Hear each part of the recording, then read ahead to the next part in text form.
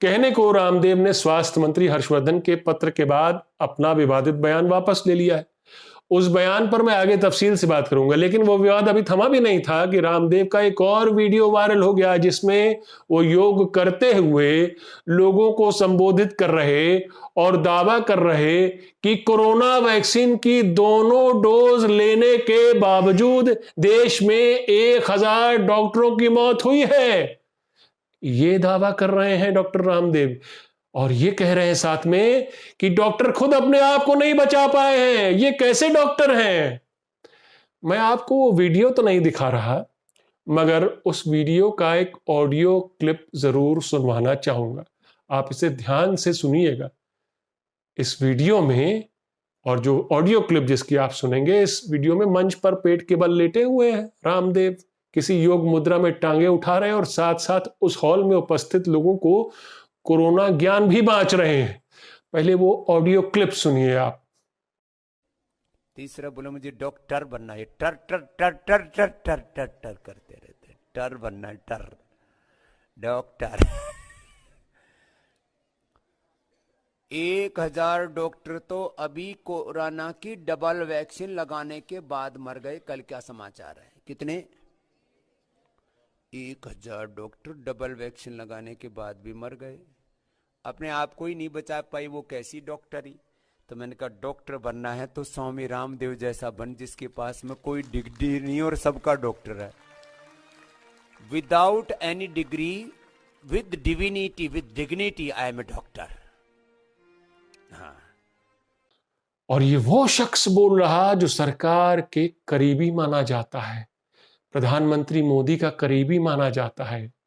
जब रामदेव ये ज्ञान बांट रहे थे, जिस मंच से वो ये ज्ञान बांट रहे थे, उस मंच पर पीछे बैकड्रॉप में रामदेव और प्रधानमंत्री मोदी की फोटो भी लगी है, जिसकी कंपनी का टर्नओवर 25,000 करोड़ है, जिसका बिजनेस लगातार दिन दूनी रात चौगुनी रफ्तार से फैल रहा है।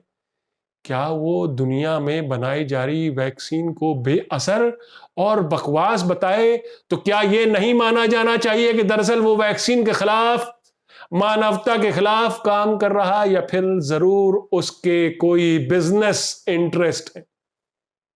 2-3 बातें तो बिल्कुल साफ है।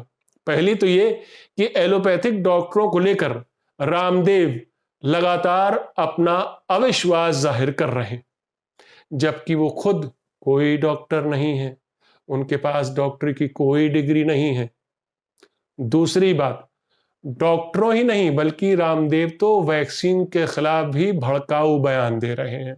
साफ कह रहे हैं कि वैक्सीन का कोई असर नहीं है, वैक्सीन मौत नहीं रोक सकती, क्योंकि देश में वैक्सीन की दोनों डोज लगाने वाले 1000 डॉक्टर भी जान गंवा चुके हैं। तीसरी बात, और यह बात इसलिए भी गौर करने लायक है कि इसके पीछे हद दर्जे की बेशर्मी है।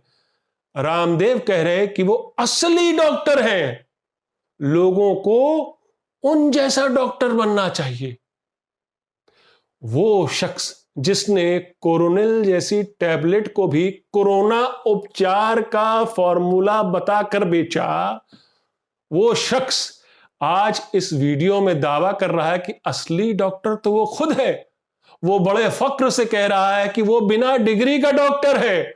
वो बड़े शान से बता रहा है कि उसके पास दैवीय शक्ति है, डिविनिटी, और समाज में उसकी इस छवि की बड़ी प्रतिष्ठा है, डिग्निटी है उस जैसे डॉक्टर की।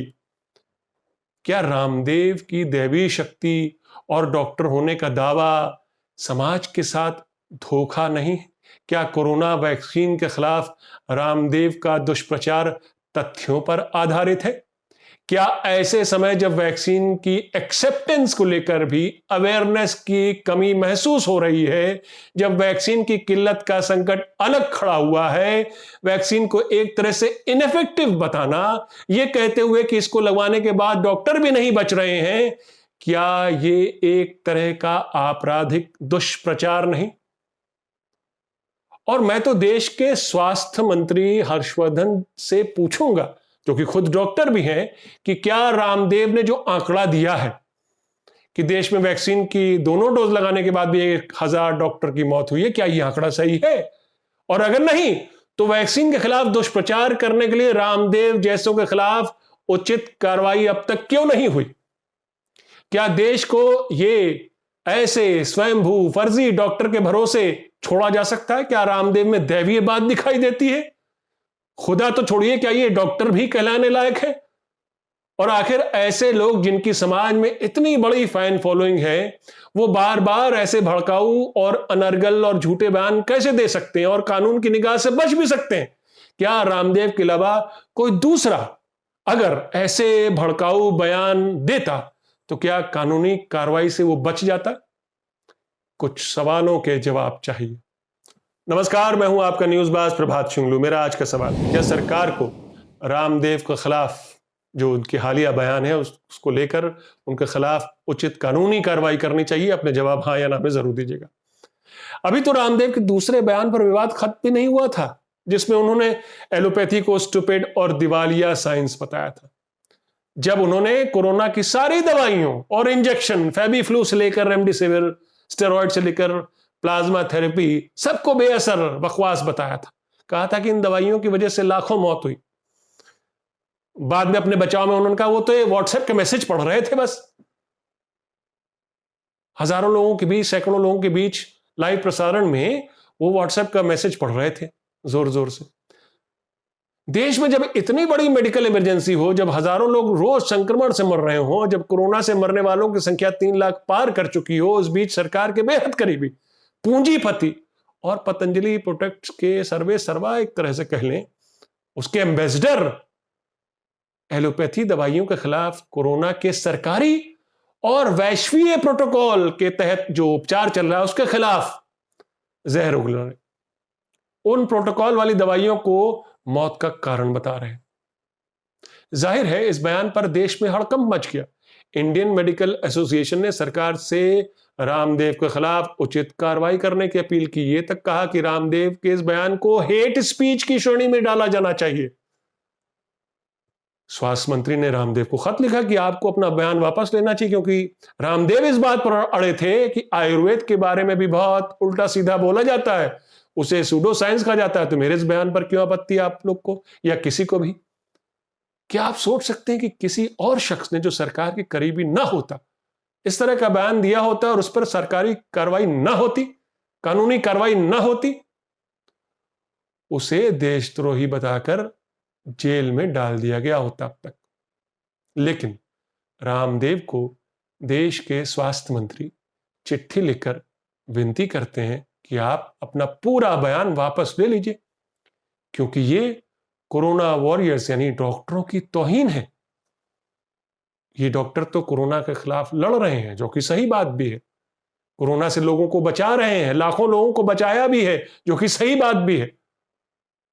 लेकिन क्या वो मेडिकल साइंस की तौहीन नहीं थी जब डॉक्टर हर्षवर्धन कोरोनिल के लॉन्च पर रामदेव के साथ मंच शेयर कर रहे थे, जिसके बारे में रामदेव ने झूठ बोला कि वो कोरोनिल किट टैबलेट WHO से मान्यता प्राप्त है और अब तो हम इसे 150 देशों में बेचेंगे।